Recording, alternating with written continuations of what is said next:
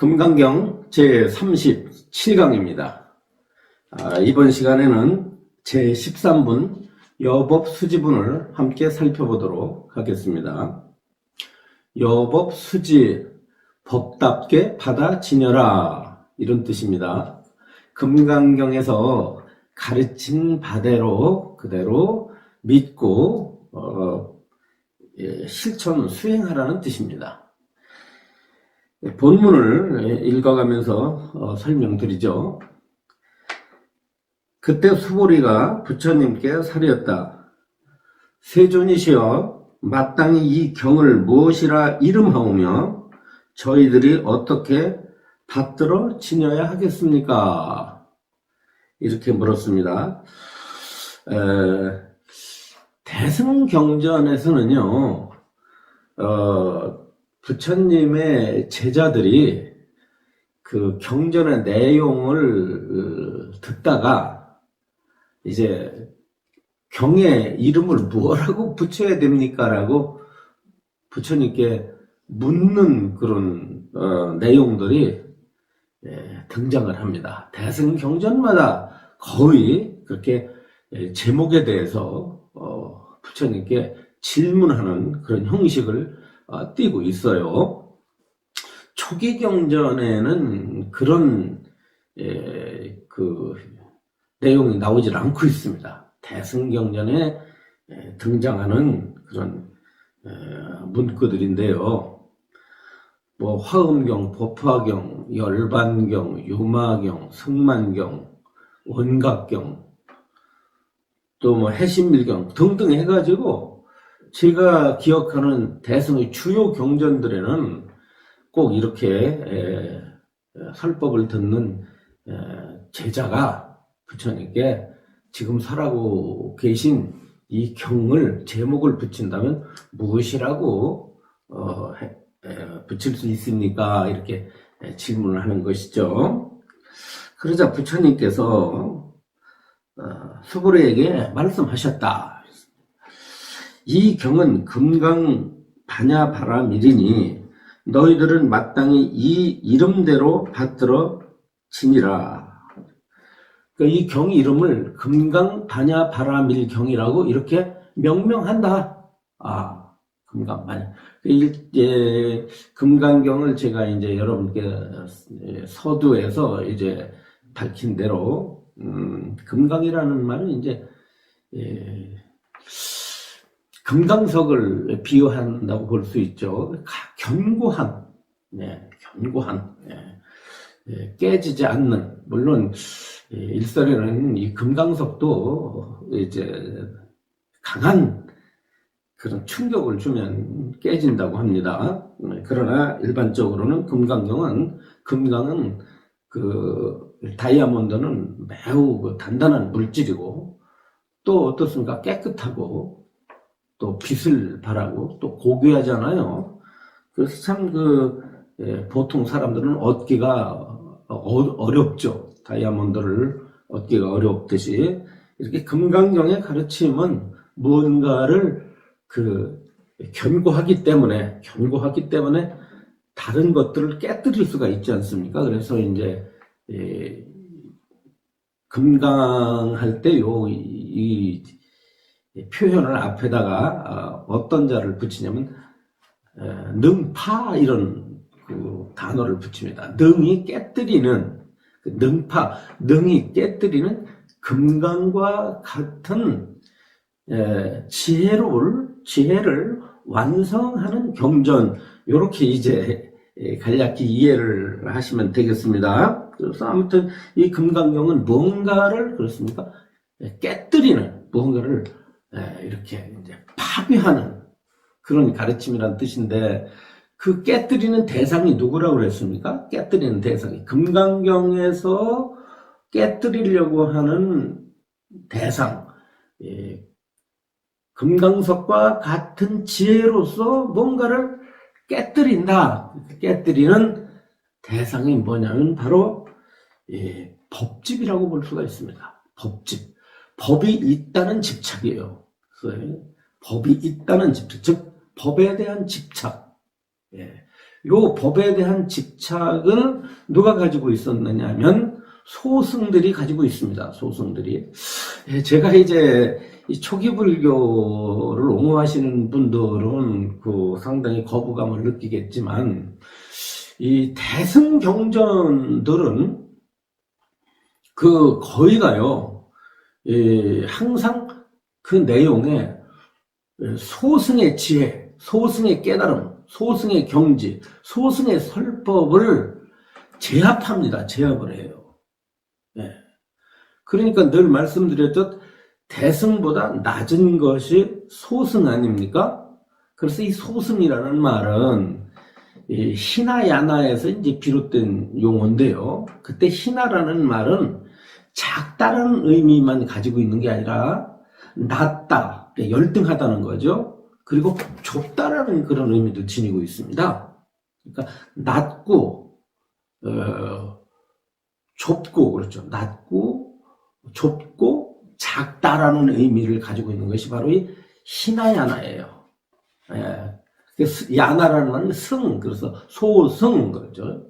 근데 대승은 마하야나라는 말이지. 그러면 마하라는 말은 아까 소승에 대비해서 크고 넓고 높다, 이런 의미를 지니고 있겠죠. 그래서 소승과 대승은 사실 반대 개념은 아니라고 그랬죠. 소승의 반대는 대승이 아니라 소승을 통과해서 대승으로 올라가니까, 소승을 통과해서 대승으로 올라가니까 소승에 대한 가르침을 공부를 해야만이 어떻다? 대승을 이해할 수가 있습니다. 한국 불교는 대승 불교이기 때문에 이 대승 경전들은 불교에 처음 입문하는 분들은 이해하기가 어려워요. 어떤 경전도 이해하기가 어렵습니다. 반야심경 늘 독송하지만 이해하기 어려워요. 사실 천수경도 이해하기 어렵고요. 제대로 공부하면 이해하기 어렵습니다. 그리고 또 말할 수 없이 화엄경, 법화경, 열반경 등등 수많은 대승 경전들은 초심자들이 읽을 수가 없어요. 그렇기 때문에 대승 경전을 이해하기 위해서는 반드시 소승 경전들을 공부를 해야 되는데, 이 소승 경전이 대승에 입각해서는 어떠냐면 사실 초기 경전이에요.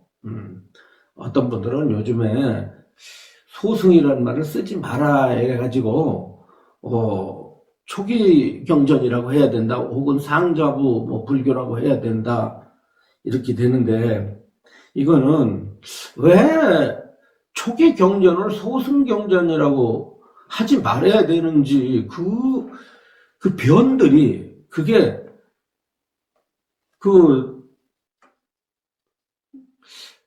좀 궁색해요. 왜 자신있게 초기 경전은 대승 경전에 입각해서 볼 때 소승 경전이다라고 힘주어 말해야 됩니다. 그런데 소승이라는 말을 이제 쓰지 말자. 아니, 그러면 대승 경전에 나오는 소승이라는 말들은 전부 뭐예요? 법화경에서도 소승도들은 이 법화경을 이해할 수 없다, 들을 수가 없다라고까지 말씀을 하셨고, 또 원각경에서도 뭐랍니까? 소승에 귀하지 말라고 그랬어요? 화엄경은 말할 것도 없고, 또 금강경 뒤에 더 좀 진행이 되면 금강경에서 이 경전은 대승 발심자들을 위해서 설한다고 했습니다. 소승들은 이 경전을 이해하지 못하고 비방한다고 그랬어요. 그렇게 말씀을 하셨어요. 그 대승 경전들마다 소승이 어떤 경전인지 분명하게 설하고 있는데요. 왜 자꾸 초기 경전들, 이 니까야, 아함부 경전들을 왜 소승 경전이라고 하지 말아야 되느냐? 오히려 적극적으로 대승법을 신봉한다고 한다면 소승을 버리고 소승을 무시하라는 뜻이 아니라 소승을 공부하고 나서 대승으로 올라서라고 해야 될 거 아닙니까? 그래야 대승이 대승답잖아요. 그런데 자꾸 그러면 소승불교라는 말을 하지 않으려면 대승불교라는 말도 하지 말아야 돼요. 이미 대승불교라는 말이 나왔을 때는 무언가가 소승불교가 있다는 뜻 아닙니까? 소승의 가르침이 있다는 뜻 아니에요? 그럼 소승이라는 용어가 없어진다면 대승이라는 용어도 없어져야 되고, 그럼 대승이라는 용어가 경전, 대승경전 곳곳마다 출연을 하는데, 그거 다 전부 지워야 되겠네? 대승경전 신봉하지 말아야 되겠네? 그리고 초기 경전과 대승경전을 분명하게 사람들에게 그 가르침을 갖다가 비교하기 위해서는 어떻게 해야 됩니까? 초기 경전이 어떤 내용을 담고 있는지, 대승경전이 어떤 내용을 담고 있는지, 왜 초기 경전에 대비해서 대승경전이라고 해야 되는지에 대한 이유가 밝혀질 것 아니겠어요? 네? 그러면 엄밀히 말해서 초기 경전은 대승경전입니까? 초기 경전이 대승경전이 대승경전 아니에요. 대승경전 아니지 않습니까? 대승경전 아니면 괜히 경전 어디에 소승이라는 말을 쓰지 말라는 게 있나요?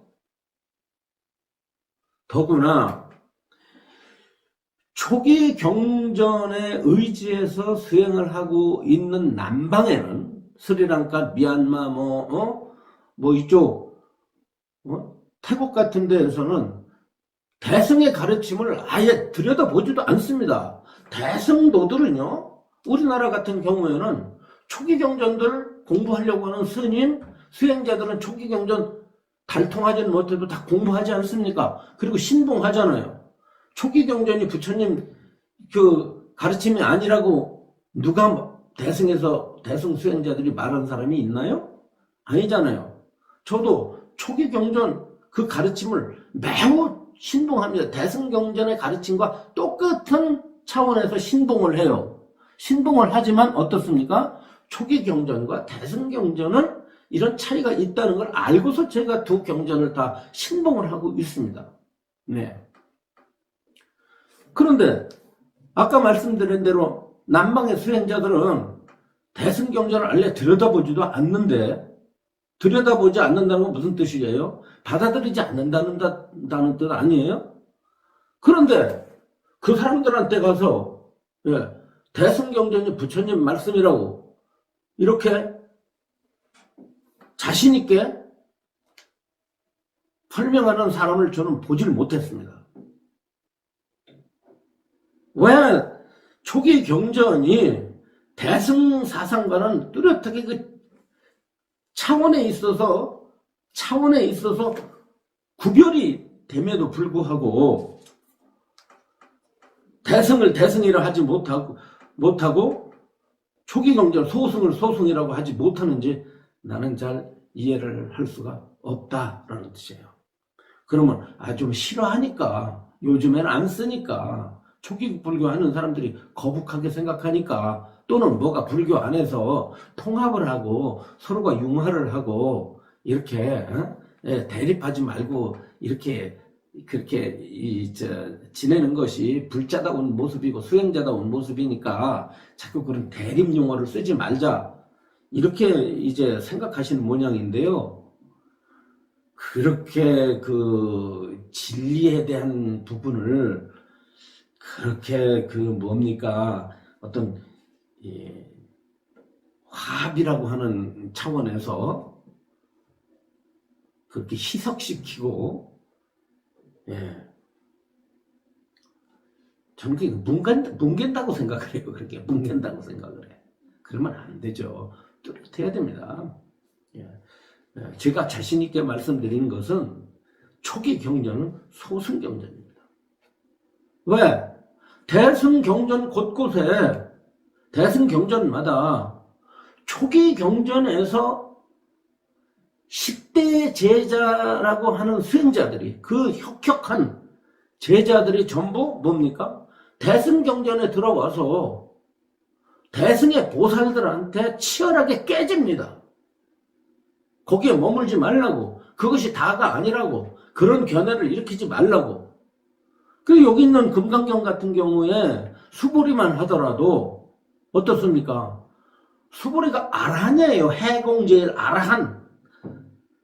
초기 경전에서의 아라한은 무학입니다. 무학은 더 배울 게 없다. 이제 끝났다라는, 끝난 경지예요. 공부가 다 완전히 해야 할 일을 다 마쳐서 더 이상 배울 게 없는 사용자가 아라한이라는 말이죠. 네? 그래서 이 아라한들은 부처님 설법을 더 이상 들을 필요가 없었어요. 우리가 불자들이 기억하고 있는 10제 대자들이지 않습니까? 예? 안한존자 빼놓고 뭐 가섭이니 지금 나오는 그 수골이 사리불, 목건년, 예? 가전년 등등의 제자들이 전부 아라한이었습니다. 아라한과를 얻고 나서는 부처님 설법을 듣지를 않았어요. 예. 그런데 대승경전에는 이 10대 제자들이 등장을 해가지고 이 대승경전의 가르침을 다시 공부하는 형식을 띠고 있는 것은 틀림없이 대승의 경지에서는 소승의 성자들을 뭔가를 미원성으로 보고 있다는 점입니다. 예. 그것이 이미 왜 초기 경전이 소승인지가 증명이 되는 거예요. 그거 하나만 갖고도. 뿐만 아니라 초기 경전과 대승의 이 경전 사이에서는 수많은 사상들이 현격히 그 차원이 다릅니다. 부처님에 대한 시각, 부처님 보살에 대한 시각, 수행에 대한 시각, 예, 이 모든 법에 대한 시각, 교화에 대한 시각 등등 불교의 모든 용어들이 대승에서는 다른 차원으로 해석이 되고 있어요. 그래서 우리는 왜 이 금강경이 설해져 있는가? 더 나아가서는 왜 반야경이 설해지게 됐는가? 라고 할 때 이 대승의 기본 경전, 대승에서의 바탕이 되는 경전이 어떤 경전입니까? 반야경들이라고 그랬죠. 반야경. 그래서 반야경을 대승의 관문이다 이렇게 말을 해서 대승시교라고 말을 했습니다. 이 반야 사상을 통과를 해야, 반야의 가르침을 통과를 해야만이 다른 방등경전의 계통이라든가 열반경의 계통이라든가 법화경, 화엄경 등등, 예? 이런 경전들이 어떻게 이해가 된다. 이 반야를 알지 못하고는 모든 대승경전을 절대 이해할 수가 없다. 했을 때 이 반야 때 마를 붙이잖아요. 마. 그래서 이 금강경에도 금강마하 반야바라밀경 이렇게 나옵니다. 금강마하 반야바라밀경 혹은 마하반야바라 밀다심경 이거 나오잖아요. 마자가 들어가죠. 늘. 그래 여기에서 왜 대승이라고 하는 용어가 나올 수밖에 없느냐라고 하는 것을 제가 좀 더 강조를 하는 바입니다. 근데 이 금강경은 이름이 뭐냐? 금강과 같은 지혜를 완성시키는 가르침이니 너희들은 마땅히 이 이름대로 받들어 지녀야 한다. 무슨 까닭인가? 열애가 수보래요. 열애가 설한 반야바라밀은 곧 반야바라밀이 아니며 그 이름을 반야바라밀일 뿐이니라. 자, 이 금강경은 어떤 특징을 가지고 있습니까? 아까 말씀드린 대로 소승의 법집을 깨뜨린다고 그래요. 유견이라고 해요. 법이 있다는 견해, 법이 실제한다는 견해를 깨뜨려서 무엇으로 전환했느냐? 법공을 설하는 겁니다. 법이 있는 것이 아니라 법은 공한 것이다. 이렇게 이제 강조하죠. 그러니까 법이 있다는 유견을 있다는 있을 조자 유견을 깨뜨리기 위해서 공을 설한 거예요. 예. 법은 있는 게 아니라 법은 공한 것이다. 이때 있다는 것은 실체로서 있는 것이 아니다라는 뜻입니다. 나타나 있긴 나타나 있는데 그것이 모두가 다 공하게 나타났다는 거예요. 그 공상이라는 거죠. 공상. 저 모습들은 우리가 눈으로 보고 귀로 듣고 코로 냄새 맡고 하는 등등 우리의 감각기관으로서 포착되어야 되는 모든 것들은 전부 공한 모습들이다. 모습이 공하기 때문에 그 성품도 또한 공하다. 그래서 공상, 반야심경의 시제법 공상, 모든 법이 공한 모습이고 따라서 모습이 공하기 때문에 그 성품이 공해. 그래서 공성 그랬습니다. 그래서 이 공상, 공성 왜 공한가? 왜 공한가? 왜 모습이 공하고 왜 모습이 공하고 왜 성품이 공한가? 라고 하면은 전부 인연으로 만들어졌기 때문에 조건 지어졌기 때문에 다른 것들에 의지해서 나타났기 때문에 모습이 공하고 성품이 공하다. 그래서 여기에 있는 이 컵을 예를 든다고 한다면 이 컵이 그대로 공한 모습이요 공한 성품이야. 예, 왜? 이것은 조건으로 일어났기 때문에 뭐 인연이 이렇게 지어져 있을 때 이 모습을 지니고 있지만 순간적으로 여기 있는 제가 이 컵을 박살을 내는 순간에 이 컵에 모습도 없고 이 컵이라고 할 만한 성품도 없는 거예요. 그때는 어떤 하나의 사기 조각이죠. 이 사기 조각이야 그냥. 질그릇 조각이죠. 그런데 이 조각을 갖다가 어떡합니까? 이 절구로다가 잘게 빤다고 한다면 잘게 빠면 이게 과연 10분 전에 컵이라고 할 만한 것이 있는가? 컵이라고 할 만한 자체 모습을 지니고 있는가? 컵이라고 할 만한 자체 성품을 지니고 있는가? 만약 이 컵이 제 모습을 가지고 있다고 한다면 깨뜨려도 이 컵의 모습이 항상 나타나 있어야 되고 컵의 성질이 나타나 있어야 돼요. 그러나 제가 이 컵을 박살을 내는 순간에 그리고 그 박살난 조각들을 파편들을 갖다가 절구에다 잘게 가지고 아주 가루를 만들었다고 한다면 컵이라는 모습과 컵이라는 성질을 얻을 수 있고 구할 수 있습니까? 인연에 의해서 컵이라는 모습과 컵이라는 성품이 나타났기 때문에 이 컵 속에는 컵이라고 할 만한 자기 성품을 가지고 있지 않고 자기 모습을 가지고 있지 않다. 이것을 무자상, 무자성 줄여가지고 무상, 무성 그러는 겁니다. 모든 법은 무상이며 없을 무자, 모습상자 무상이며 모든 법은 무성이다. 자체 성품이 없는 것이다. 왜? 남의 것을 의지해서 일어났기 때문에.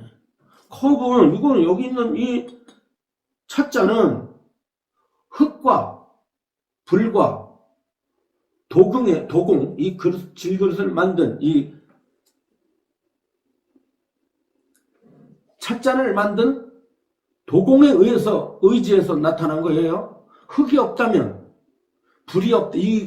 이것을 구울 때 이 불이 없다면 여기 있는 이 색깔을 칠한 색감 나오지 않습니까? 여기 물감들이 없다면 또 여기 어떻습니까? 이것을 만든 기술자로서의 도공이 없다면 또 저라고 하는 인연을 만나지 않았다면 지금 이 찻잔이 여기에 놓여 있을 수 있을까요? 모든 법은 제가 설명한 바와 같이 일체의 모든 법은 인연에 의지하고 인연으로 말미암아 나타난 거요. 인연에 의해서 나타났기 때문에 제 모습이 없으며 제 성품이 없습니다. 그렇기 때문에 이것이 우리가 있다라고 하지만 실제에 있는 실체의 모습이 아니요. 진실한 것이 아니요. 다만 인연에 의해서 이렇게 나타난 것을 우리가 어떻다? 컵이라고 이름하고 사용하고 있을 뿐이야. 하지만 언제고 다른 인연을 만나게 된다면 이 컵은 곧 자신의 모습을 잃게 되고 자신의 성품을 잃게 된다고 한다면 어찌 이 찻잔을 유라고 말할 수가, 시루라고 말할 수가 있겠소?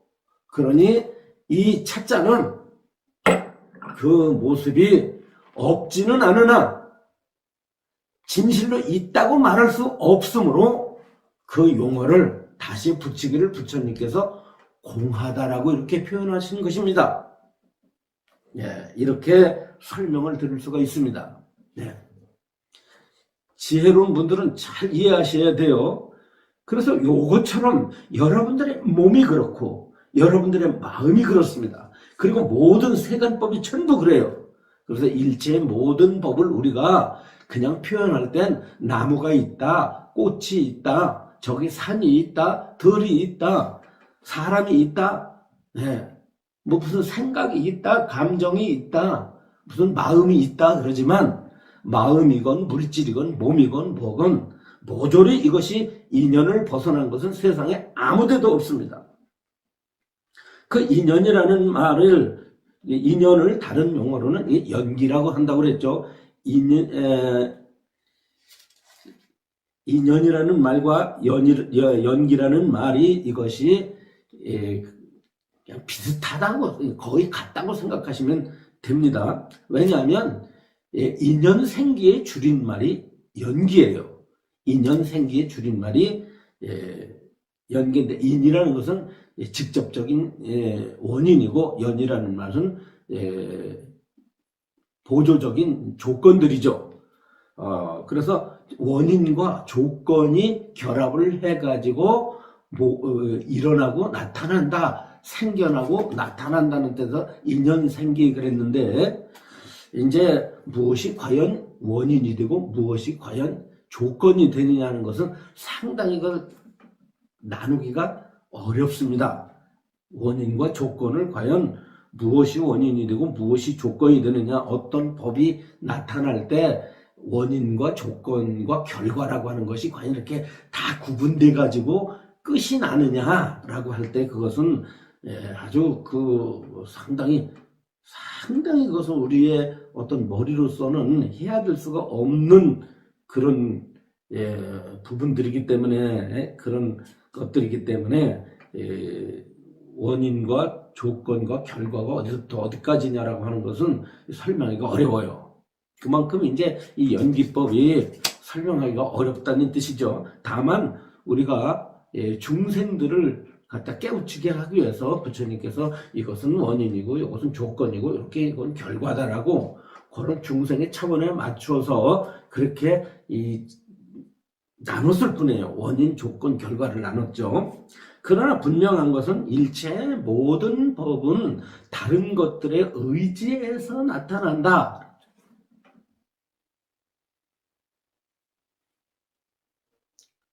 이 연기를 좀 더 대승에서는 실감나게 표현한 용어가 의탁이라고 그랬죠. 의탁이. 의지할 달을 타.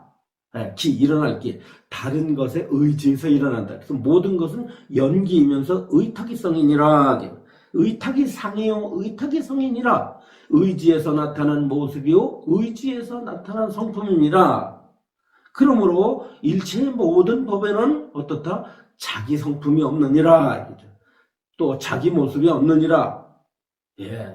자기 모습이 없고 자기 성품이 없는 무자성이라고 한다면 어찌 이것을 유라고 하는 말을 함부로 쓸 수 있겠느냐? 다만 있다는 의미에서 유라고 하는 것은 우리들이 살아가는 데 있어서의 편의상 그렇게 표현할 뿐이다. 우리가 마음으로 그렇게 인정하고 중생들끼리 서로 이렇게 소통하는 것이다.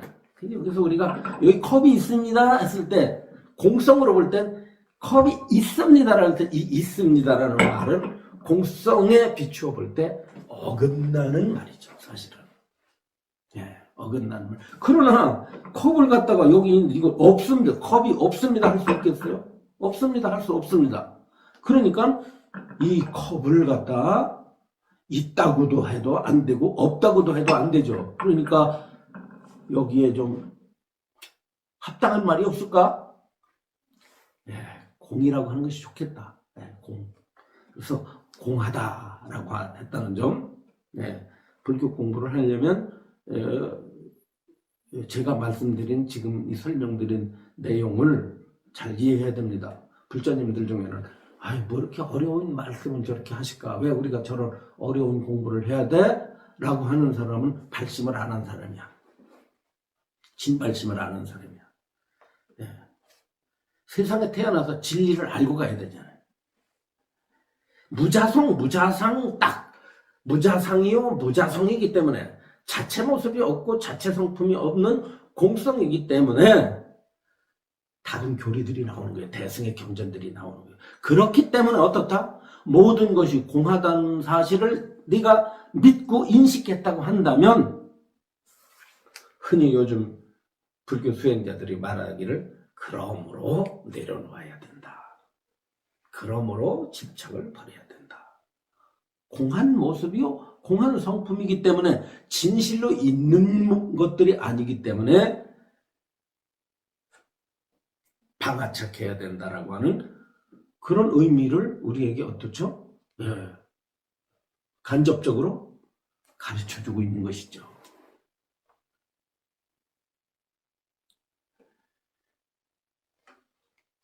그러니 유견을 가지고 바라보고 있었던 소승의 가르침이 금강경의 가르침에서 비판받을 수밖에 없는 것입니다. 왜냐하면 공성을 강조하지 않거든요. 소승에 공이라는 용어가 나오긴 나와요. 그런데 대승만큼 나오질 않습니다. 그리고 그 공도 뭐 공산매라는 용어가 나오긴 나와요. 그런데 그런 공은 대승처럼 적극화된 공이 아닙니다. 법공이 아니에요. 기껏 하는 게 뭐냐면 그 삼법이나 제법 무아와 같은 어떻습니까? 예, 인무, 아무와 그 주관으로서의 내 몸과 내 마음이 무하다. 색수상 행식이 무하다라는 색수상 행식의 무하, 이 온 무하를 중심으로 설법이 진행되고 있죠. 그러나 대승에서는 일체법 무하. 그래서 이걸 법무하라고 하는데, 이 금강경의 핵심 사상이 뭐냐면 법무화 사상이에요. 법공 사상입니다. 그런데 또 제가 참 비판 안 할 수가 없는 게, 초기 불교를 오래 하셨다고 하는 그 초기 불교의 권위자시죠. 그 스님도 그렇고요. 또 초기 경전을 전공하신 학자가 계십니다. 네, 그 학자분도 그렇고요. 그분 책이 있는데 이제 이 강목 스님이라는 분도 계시고요. 또 이제 뭐 이모 교수님이 계세요. 그런데 그분들이 유튜브를 보면은 금강경은 공을 설한 게 아니라 뭐냐면 상을 버리라는 가르침이고 그 다음에 상을 버리고 보시하라는 가르침으로 그 종지를 삼는다는 거예요. 그러니까 상의 극복, 아상, 인상, 중생상, 수자상, 법상의 극복, 그 다음에 그 상이 없는 마음에서 보시를 해라고 가르치는 것이 금강경의 핵심 사상이라고 하면서 금강경에서는 공사상을 가르친 바가 없다라고 이런 말을 해요. 그 영반들이 금강경 공부를 제대로 한 건가? 네? 저는 이게 법을 위반하는 겁니다. 아니, 꼭 공이라는 말이 나와야 공이 되는 거예요?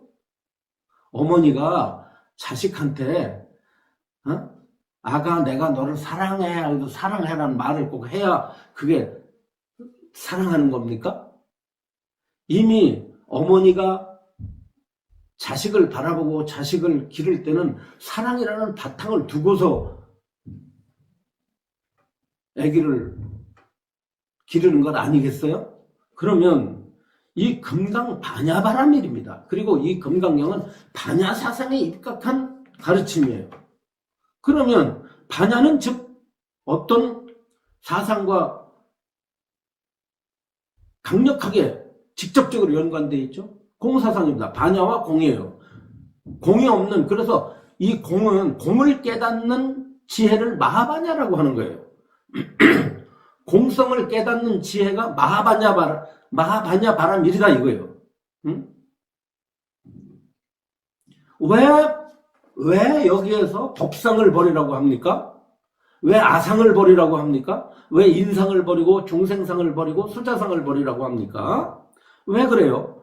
아가 공하기 때문에, 나가 공하기 때문에 아상을 버려야 되고, 대상이 공하기 때문에 인상을 버려야 되고, 중생이 공하기 때문에 중생상을 버려야 되고, 중생의 삶과 죽음, 이 목숨이 공하기 때문에 수자상을 버리라는 거 아니겠어요? 공하기 때문에 상을 버리고 보시하라는 뜻입니다. 그래서 여기서 왜 법상을 버리라고 했겠습니까? 법상, 법에 대한 상을 버려라. 법이 있다는 상을 버려라고 하는 것은 왜냐? 법이 일체법이 공하기 때문에 법상을 버리라고 하는 거죠. 괜히 왜 버리라고 그래요?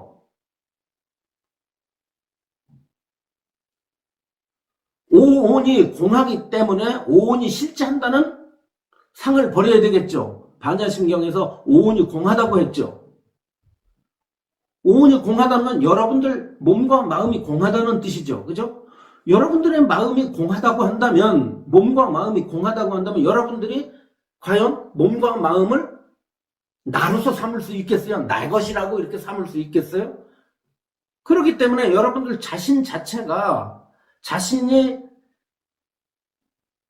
여기고 있는 이 육체와 이 정신이, 이 마음이 모두 인연으로 일어나는 실체가 없는 공성이므로 이것을 나라고 이름하지만 실제로 여러분들의 몸과 마음 속에는 나라고 할 만한 것이 없기 때문에 부처님께서 여기에서 아상을 버려라, 내가 있다는 상을 버려라 한 것입니다.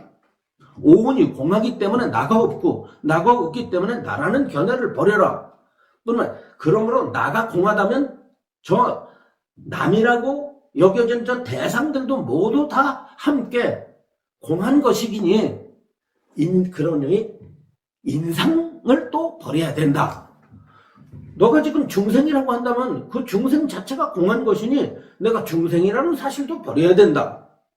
그리고 내가 지금 말하고 있어서 살았다 죽었다 하지만 공한 성품의 입장, 공한 모습의 입장에서는 이것이 실제로 있는 시류가 아니므로 삶이, 태어남이 진실로 있는 것이 아니고 죽음이 진실로 있는 것이 아니니 수자라고 하는 상을 버려야 된다.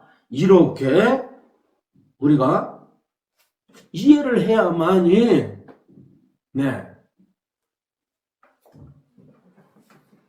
금강견 자체가 설득이 있는 것 아니겠습니까? 그런데 공하다는 말을 금강경에서는 하지 않았다. 그 용어가 나타나지 않는다고 해서 상을 버리라. 그 상을 버리기에는 왜 상을 버리라고 했는가? 이걸 말해야 될 거 아니에요. 왜 상을 버리라고 그랬어요? 공하니까 버리라고 한 거 아닙니까? 그렇다고 한다면 마치 어머니가 아기를 사랑할 때는 왜 아기를 사랑하겠어요? 어머니니까.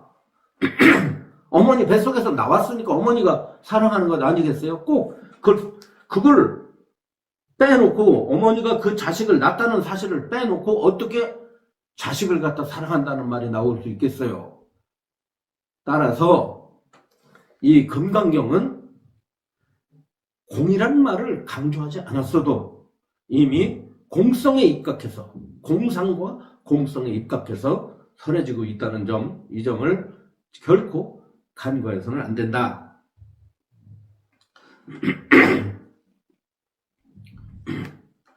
이 반야바라밀이라고 하는 것은, 반야바라밀이라고 하는 것도 어떻다? 실체가 없는 것이니라. 반야바라밀이라고 하지만 이 반야바라밀도 실체가 없는 것이, 모든 법이 실체가 없다는 것을 깨달은 것이 반야바라밀인데,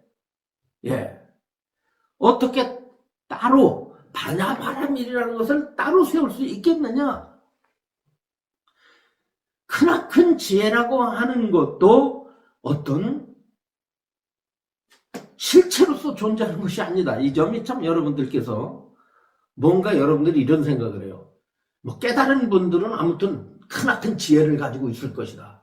그 크나큰 지혜는 실체로서 그분의 어떤 정신 속에 충만되어 있고 그 충만된 그 정신, 그 충만된 지혜가 24시간 항상 밝게 빛나고 있을 것이다 라고 하는 이런 생각을 하기 쉽죠. 예. 마하반야바라밀은 모든 법은 다 이게 다 실체가 없지만 마하반야바라밀은 이게 실체가 있어 가지고 영원하고 불변하고 충만한. 그런데 수행자들이 이제 속기 쉬운 게 뭐냐? 수행을 해서 깨달은 분들은 그 경지가 변하지 않고 항상 하다는 것. 두 번째는 뭔가가 자기를 초월해서 우주 같은 데 충만할 거라는 것. 그래서 이제 불변과 충만을 이렇게 상상하기 쉽죠. 깨달은 분들은 뭔가 영원한 뭔가를 걷어잡았고 충만한 뭔가 있을 것이다. 근데 그게 착각이죠, 그게 다. 네. 착각이에요. 여기서는 뭡니까? 금강반야바라밀, 금강반야바라밀 하지만 금강반야바라밀이라는 것은 중생의 미혹을 깨뜨리기 위해서 나타난 용어예요. 그냥. 유견, 중생들이 가지고 있는 잘못된 견해와 집착을 깨뜨리기 위해서 마하반야바라밀이라고 하는 용어를 제시하고 있는 것이 따로 마하반야바라밀이라고 할 만한 그런 실체가 있어서 그것을 얻고 그것을 받아지니고 그것을 누리는.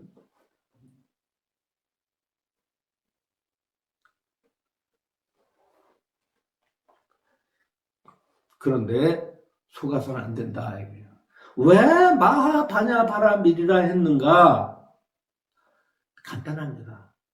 내가 중생들이 가지고 있는 유견을 깨뜨리기 위해서 마하반야바라밀을 설한 것이지 따로 마하반야바라밀의 경지가 있어가지고 그것을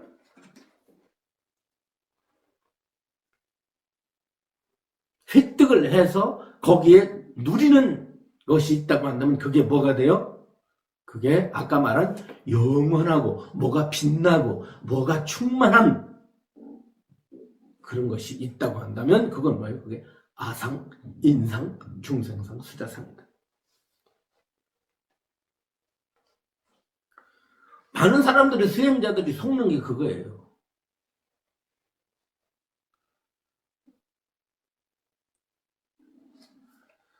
그래서 이 경전에 나오는 용어 자체도 여기에 어떤 뭐예요? 실체성을 부여하면 안 돼. 실체성을 부여한다는 게 뭐예요? 아까 말한 대로 뭐 깨달은 분은 뭐 그 마음이 항상 밝아 있다. 항상 충만해 있다. 항상 변하지 않는다. 24시간 소소영령하다 이런 말 써요. 자나깨나 소소영령한가? 그런 게 어딨어요? 자나깨나 소소영령해? 그럼 얼마나 사람들을 속이기 쉬워요? 자나깨나 소소영령하다. 그러니까 이게 소소영령하다는 말을 자주 쓴 게 누구냐면 중국의 임재거든. 그 유명한 수처작주 입척예진을 외친 임재예요. 그래서 이 소소영령하고는 항상 이 뚜렷한 이놈, 이 마음, 이 뚜렷 깨달아가지고 항상 뚜렷하고 항상 밝고 항상 싱그럽고 영롱하고 충만한 이놈이 늘 보고 듣고 한다. 그 일반 수행자들이 볼 때는 와 대단하거든요. 야 그런 게 있어? 그래서 흔히 말하는 대로 생사 없는 자리, 뭐 생사가 없는 놈 이렇게 말을 해요. 생사가 없는 놈. 생사가 없는 놈이 어디 있어요? 생사가 없는 놈이에요. 일체법이다 생사가 없는 거지. 생사하는 생멸하는 모든 법이 다 생멸이 없는 거지. 따로 이 세상 모든 것은 생멸하는데 생멸이 없는 놈이 있어. 따로. 내가 깨달은 그 경지가 생멸이 없는 놈이야. 그 따로 생멸이 없는 놈을 자기가 있는 거 아니야. 그 놈이 자기 마음이다 라고 하는, 이게 바로 뭐냐면 이 법이, 임재의 가풍은 혁혁하나 그분이 누리고 있다는 소위 소소영령이니 무슨 참사람이니 이런 거는 수용이 되지 않는다. 그래서 후에 다른 분들은, 대표적인 현사사비 같은 선사한테 비판을 당하죠. 바로 그게 망상이다. 그게 바로 망상이다. 그 경지가 일반 망상과는 다른 망상이지. 그러니까 조심해야 돼, 여러분들. 그러니까 이 설법을 잘 들어야 돼. 그런 거를 구하지 말아. 그건 이상한 환상들을 갖지 말라고요, 수행하는 분들이. 예? 여러분들 법문 듣는 도중에 자꾸 뭐 특별한 거 자꾸 요구하는데 그런 걸 전부 기특상이라고 그래. 그런 거 버려야 돼. 지금 그 이름이 반야분뿐이라 수보려 그대는 어떻게 생각하는가?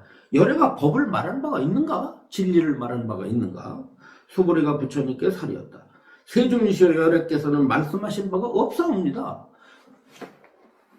부처님께서 설법을 설했지만, 법문을 설한 건 사실이지만, 사실은 법이 없다는 걸 설하기 위해서 법을 세웠다. 이게 임시로. 왜? 중생들이 유견을 일으키니까, 중생이 모든 것을 있다고 여기시니까 부처님께서 중생들 편에 서서, 혹은 소승들도 유견을 일으키니까 그 있다는 측면에서 부처님께서 짐짓 유견을 설하셔. 법이 있다고 설하셨지만 실제는 법이 있어서 법이 있음을 설한 것이 아니라 모든 법이 공한데, 모든 법이 공한데 그 법을 중생들이 있다는 견해를 일으킴으로 일단 있다고 설하셨을 뿐입니다. 본래는 법이 없는 건데, 본래는 법이라는 것이 공에서 없는 거다 이 말이에요. 여기서 없다는 것은 실체가 없다는 뜻입니다. 모든 법은 실체가 없는 공한 법인데, 부처님께서 이 공법을 설하시기 전에, 이 금강경을 설하시기 전에 소승법을 설하신 것은, 이것은 대승으로 금강경을 설하기 위한 과정에서 설하신 것입니다.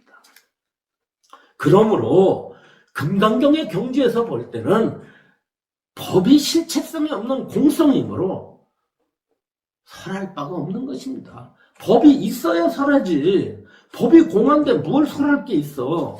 그러나 중생들과 소승들이 법이 공함을 깨닫지 못함으로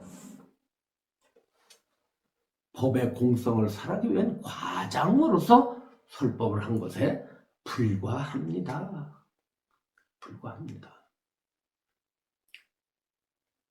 육법이 아니라 공법입니다. 네, 공한 법, 모든 법이 있는 게 아니라 공한 것인데, 그러므로 여기서 열애가 진리를 말하는, 이 진리는 법이라는 뜻이죠. 부처님의 가르침.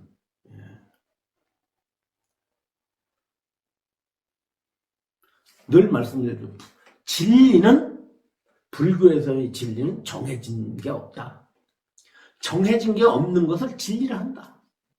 그 정해진 진리, 고정불변한, 과거, 현재, 미래에 걸쳐서 불변하는 진리.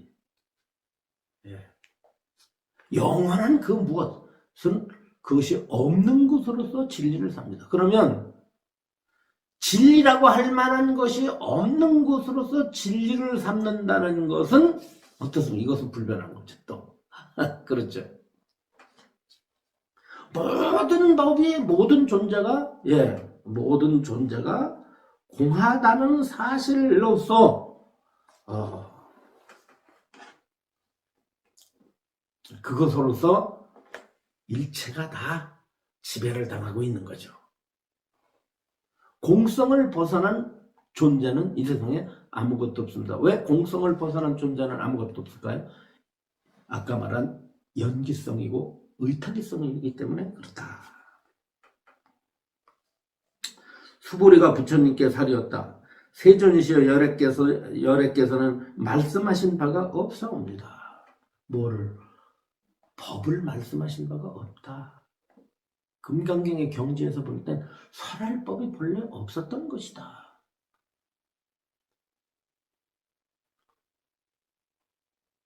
일체의 모든 법은 인연으로 일어나서 그 성품이 있다라고 할 수가 없다고 한다면 설할 만한 게 뭐가 있어요? 설할 만한 내용이 없어. 그래서 설한 바가 없다고 하는 거예요. 설했으나 설한 바가 없다. 다시 말하면 이렇게 말할 수가 있어요. 부처님께서는 법을 설하신 바가 없습니까? 라고 한다면 어떻게 했어요? 부처님께서 법을 설하신 바가 없다? 부처님께서 84,000 법문을 설하셨으니 법을 설하지 않았다고 할 수가 없죠. 부처님께서 45년 동안 설법하셨잖아요. 그렇죠. 그러면 반대로 부처님께서는 과연 법을 설하신 바가 있습니까? 부처님께서는 법을 설하신 바가 없습니다. 왜냐하면 법이 공하기 때문입니다. 그래서 여기에서 금강경에서는 두 가지가 잘 간택해서 우리가 분별해서 공부해야 됩니다. 부처님은 설법을 하셨으되 설법하신 바가 없다 이 말이에요. 설했으나 설한 바가 없다 이 뜻이에요. 설했으나 설한 바가 없고 설한 바 없으나 설했다. 요 말씀을 설했으나 설한 바 없다는 이 말씀의 뜻을 잘 알아야 됩니다. 그 의미를 알아야 돼요. 그 의미를 알기 위해서는 무엇을 이해해야 된다고? 일체법이 공하다는 법공을 알아야 된다. 법공. 법무화. 그 무화의 다른 말이 공입니다. 무화의 다른 말이 공인데 이제 소승에서는요.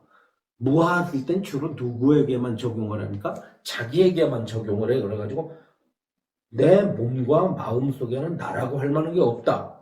오운 속에는 나라가 할 만한 게 없다. 이렇게 해석을 하는데 대승은 일체법 무화입니다. 모든 것이 다 무화다 이게. 그러니까 컵도 무화요, 책상도 무화요, 뭐죠? 여기 있는 조명등도 무화요, 여기 있는 전화기도 무화요, 산도 들도 모든 게 다 무화다.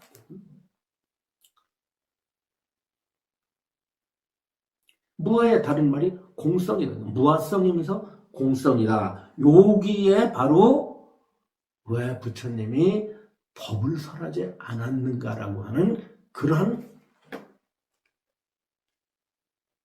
말씀과 연관이 되어 있기 때문에 이 법무와 법공 그리고 이 부처님이 한마디도 법을 설한 바가 없다는 이것과 연결을 반드시 시켜서 금강경을 이해해야 한다. 수보리여 그대는 어떻게 생각하는가? 삼천대천세계에 있는 모든 먼지를 많다고 하겠는가? 수보리가 살이었다. 아주 많습니다. 세존시여. 자, 이 부분은요, 시간이 좀 많이 지나서, 다음 시간에 이어서 하도록 하겠습니다.